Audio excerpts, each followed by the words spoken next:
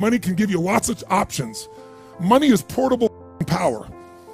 Without money, you can feed people. Without money, you can change things. Without money, you can start a company. Without money, you can do things for your family. Without money, you can go where the f you want, when you want, where you want, how you want. Great tool. But that's all it is a tool. Because if you think it's more than a tool and you think it's a source of your happiness, you're going to miss all the shit along the way. Because everyone in this room, we're all doing one thing in common. No matter how aligned our lives are or different than they are, we're all traveling through time together. And that traveling time is like that river out there. It does not stop. And sometimes feels slower and faster than others, but that traveling through time. And everyone here is going through the process of aging. Everyone here is going through the process of shifting life. The question is, how much of life are you living along the way? Are you truly rich, or do you just have some money? Or do you not have money and you don't have wealth? I know people have money who are very poor. I know people have lots of money that are very rich. The difference is how they are in their relationships, how they are in their sense of spirit, how they are in capturing the moments. So you have to decide right now to be rich, not when you get to a certain number. You got to decide right now, I'm a wealthy mother, or whatever appropriate language would be for you. But when you operate from you're already beyond, you're not trying to get beyond the scarcity. If you're always operating in scarcity, I got to try to get somewhere, that's bullshit. I'm here, and there's the mountain I'm taking next. That's very different than I'm going to try to get to that place when I can finally be enough, certain enough, happy enough, free enough, excited enough. And the truth is, when most of the things you get to where they are, it's nothing like you thought it was going to be. Who's achieved some huge goal, you got it, you're excited, and then for how long? Who can think of a goal that you just busted for, you got it, and you really were excited about it? How long did that feeling last for that situation? How long? A minute? Seconds? A month? Who can remember something that you really were excited about, and within 6 months to a year max, you were taking it for granted? Let me see your hands. That's the way the human brain works. That's the way the mind works. The heart doesn't work that way. The heart, when it's there, it doesn't forget. It's one thing that's going to make you wealthy. It's turning your expectation into appreciation. That's the day you become wealthy. The day you trade expectation for appreciation is the day you become wealthy. Because as long as you're expecting things, you're going to be disappointed. You're expecting people to be a certain way. They're not going to be. If the only time you're happy is when they all act and behave a certain way, you're not going to be happy very much. Or if you're happy, it'll be for a short period of time.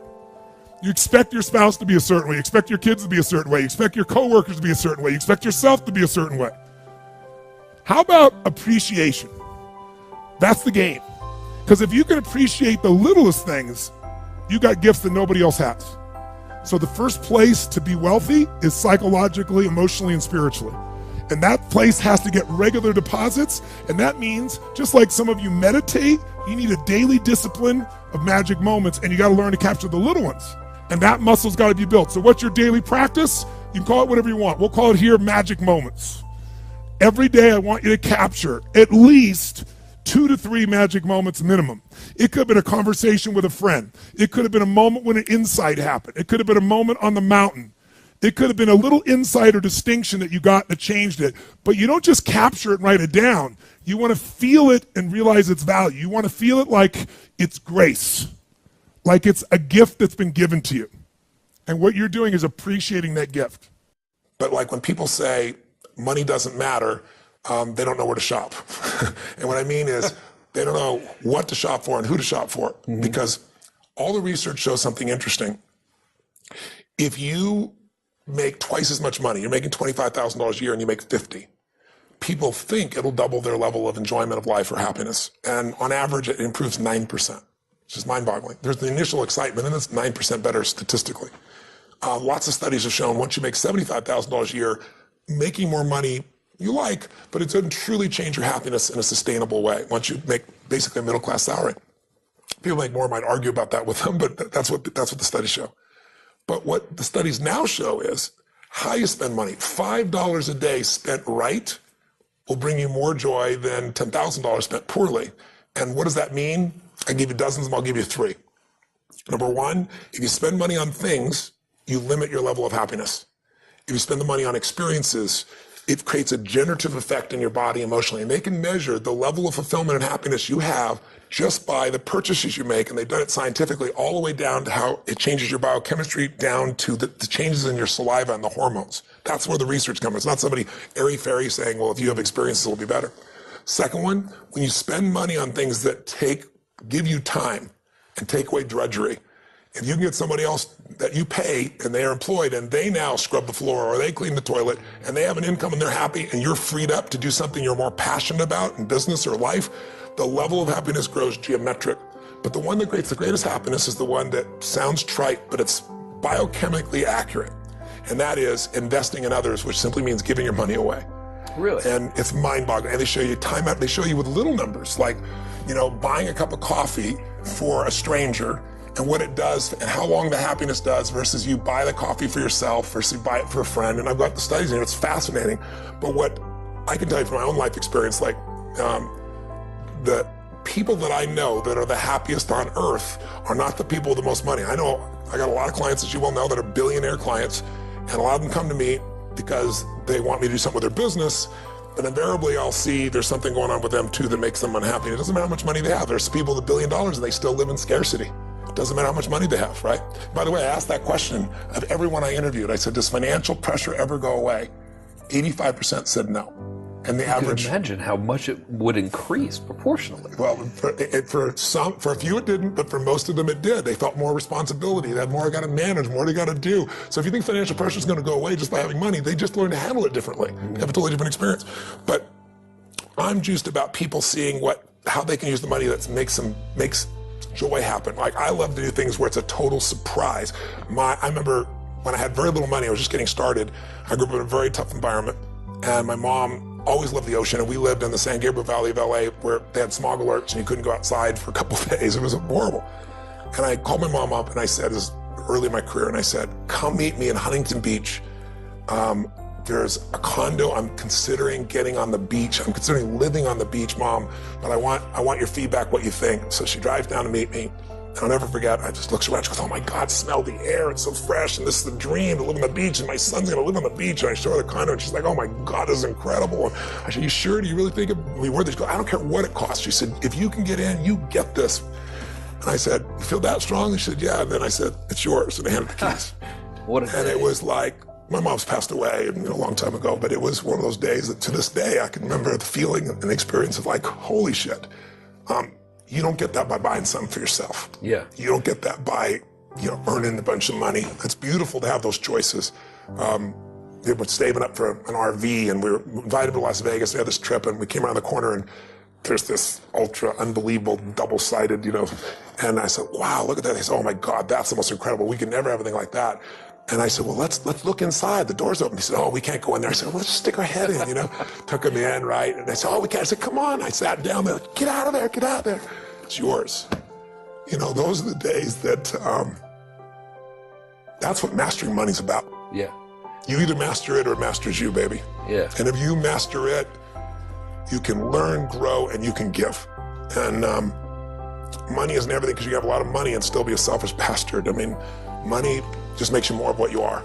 If you're really selfish, you got more to be selfish with. If you're really giving, you can have more that you can give with. And so I feel privileged at this stage of my life to have found a way to do what I love, which is to light people up and bring them breakthroughs and bring them answers in their body, their emotions, their relationships, all these areas, but also in their financial area as well. And when you're able to do it in all those areas, life's pretty cool.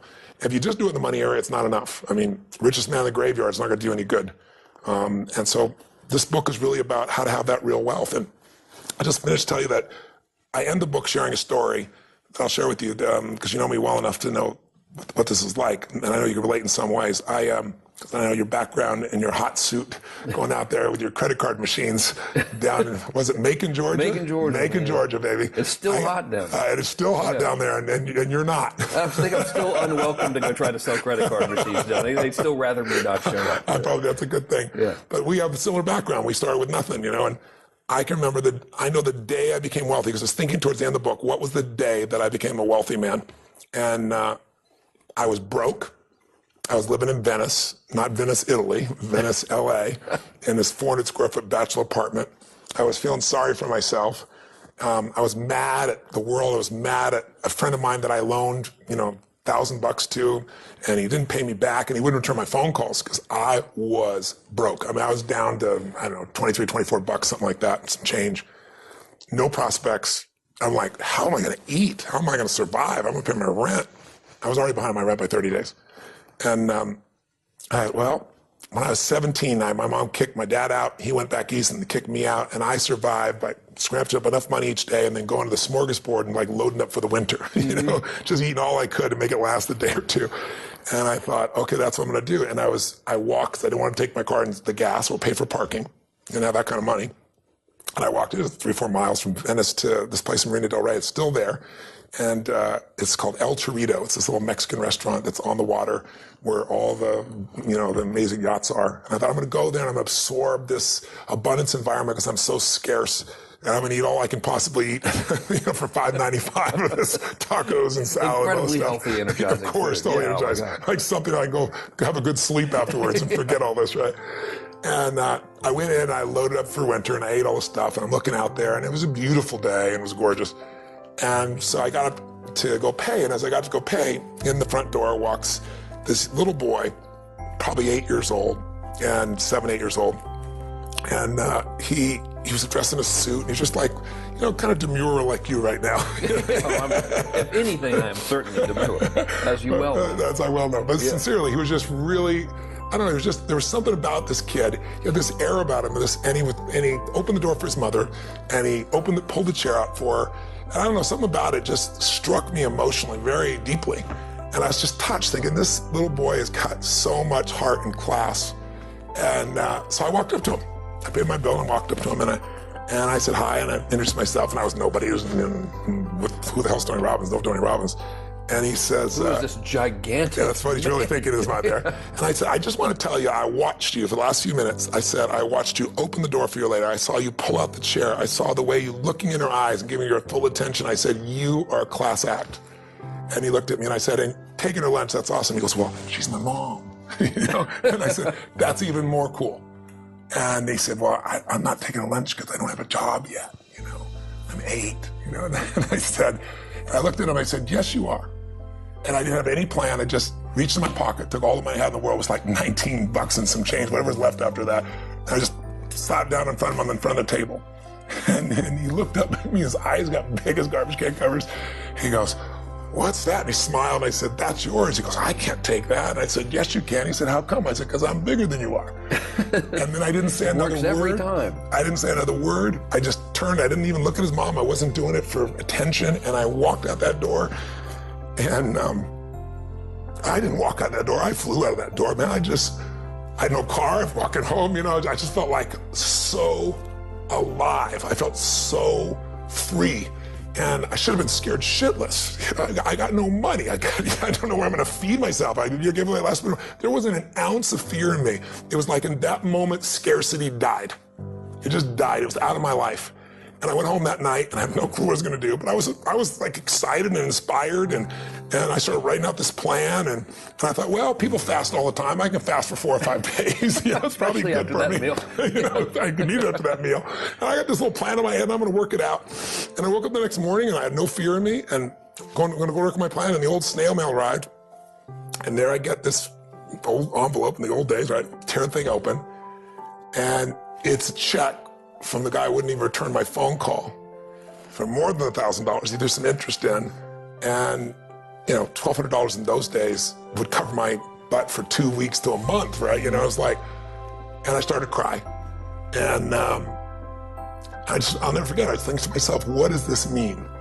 And I decided that meant that I was being rewarded for doing what's right, by not operating out of scarcity and fear. It was spontaneous, it was authentic, it felt right, and I did what felt right, and I was rewarded, and I believed in my mind. I still believe to this day. It may not be true, but that was grace. And so from that day forward, it was just like, just do more, give more, share more, create more, and what you need will be there. It's like air. You don't stop to think about when you take a breath whether it'll be there or not. It's always going to be there. Yeah. You just got to do your part.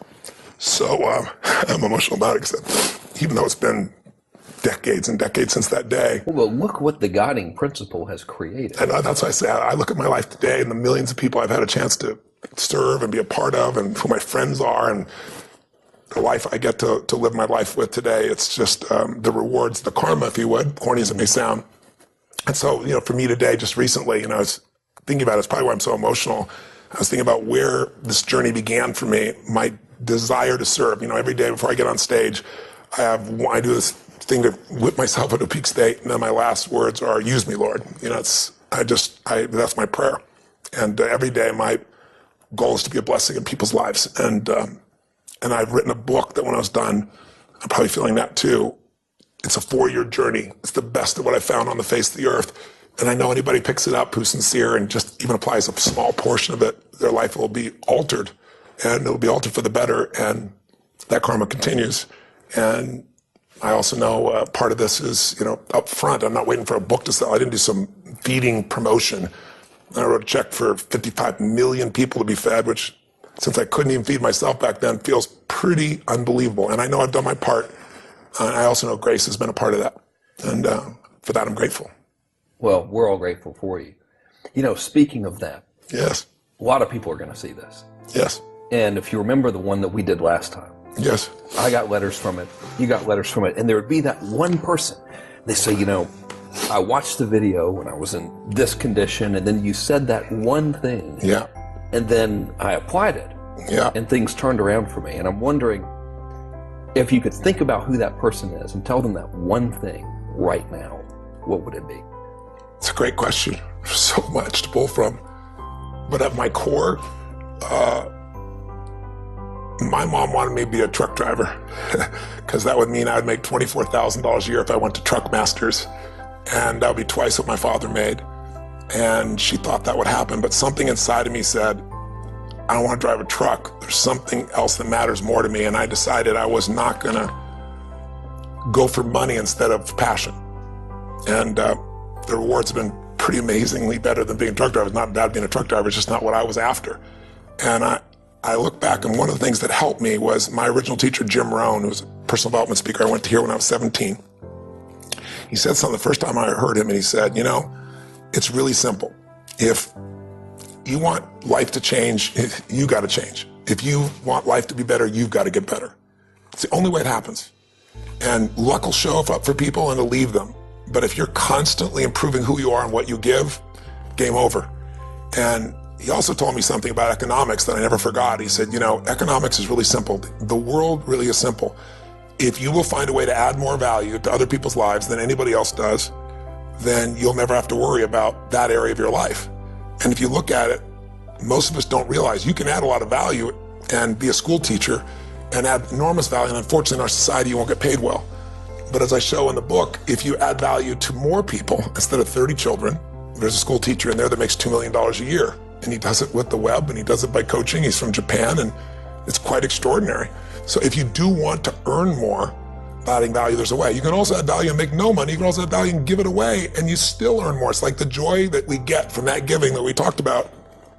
Of all things we talked about, the things that brought me to tears is thinking about how far it's come and all that's come in the life from that day when I did what's right. And the other time I've been in tears is thinking about, what I did for my mom and things of that nature. Those ultimate rewards come from giving. So if you work at McDonald's, there's nothing wrong with it. But the reason you make $7.25 an hour is lots of people can do that. Mm-hmm. If you're David Tepper, last year, he made $3.5 billion. I'm not saying that should be aspirational for you, but it's because he found a way to do something nobody else did last year, which is get a 42% return. Find a way to add more value. If you can figure out what you're most passionate about, find a way to do it in a way that adds more value to more people, then economics will never be a question for you. But more important, you'll be wealthy because you'll know that you're a giver, not a taker in this world. And I think putting ourselves in that position is maybe the greatest gift we can give ourselves and everybody else. Well, I think you've certainly given a lot with this book. I mean, it's a hell of a thing. Girls. 4 years. Yeah, it's 4 years. I've kind of been along for the journey. What's going on? I'm writing this book. I'm on page 7. It has taken me forever to get to page 7. Then a year later, and it's about 100 pages in, 3,000 hours. So, guys, read it. I'm pretty sure it's safe to say that their purchase is not going to really make a significant difference in your life. So No, I'm not getting any money from it at all, not a penny. Yeah, we're not in the book selling business. Not even moment, slightly, no. In terms of... But their investment will not only change themselves, but I'm feeding 50, if you sell 1 million copies, which is the average what I've done in the past, then there'll be 50 people fed just by you getting this book. So not only do you benefit, but other people benefit as well, which is a pretty cool thing. Can't go wrong. Empower yourself, empower other people. Do good things. You will be rewarded. Thanks for doing the interview, man. It's been a pleasure. It's been great to see you and be with you again. Yeah.